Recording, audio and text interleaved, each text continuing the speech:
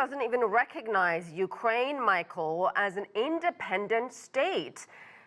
You would think for most administrations that would be a non-starter. Yeah, good point. You know, I think that Putin is going to have to, in a sense, recognize something about Ukraine if he does a deal with President Zelensky. I mean, the United States should certainly insist that any deal include both Russia and Ukraine as signatories, since they are the major parties affected here. And whatever role the United States has, maybe even China, maybe the European Union, maybe the United Nations, that would be in support of the two main parties. So I think Putin's going to have to be asked to accept Ukrainian agency and Ukrainian decision-making. But you're right, we should be wary of Vladimir Putin, given his history of denying that Ukraine really has a separate concept of sovereignty, a separate existence, or even really a national identity. I think Putin's wrong about all those things, but as you say, that has been his stated position up until now, so we should be very wary of the Russian president.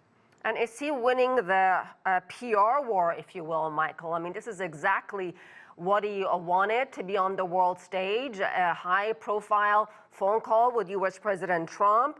So much has changed in terms of U.S. positioning towards Moscow since Trump took his second term.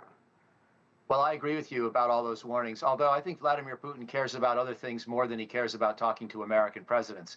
He's clearly not going out of his way to win any popularity contests in the United States or to maximize his number of visits to the White House. So I think what he wants is control over Ukraine and much of Ukrainian territory, and then a reversal of NATO's gradual sort of gain in momentum and membership, or at least stop of any further growth in the NATO alliance. So I think Putin's going to be very, very tactical and very cunning and make sure that his real objectives are still being pursued, even as he sounds like he's being cooperative and interested in peace. I have to be wary. I think we should all be wary of where Vladimir Putin really is. After all, right now he controls about 19% of pre-war Ukraine, pre-2014 Ukraine, and he has stated that he wants 24%. He wants all four of the southern and eastern provinces plus Crimea, and he's already annexed those through the Russian parliament. So we should be wary because he still wants 5% more of Ukraine's territory.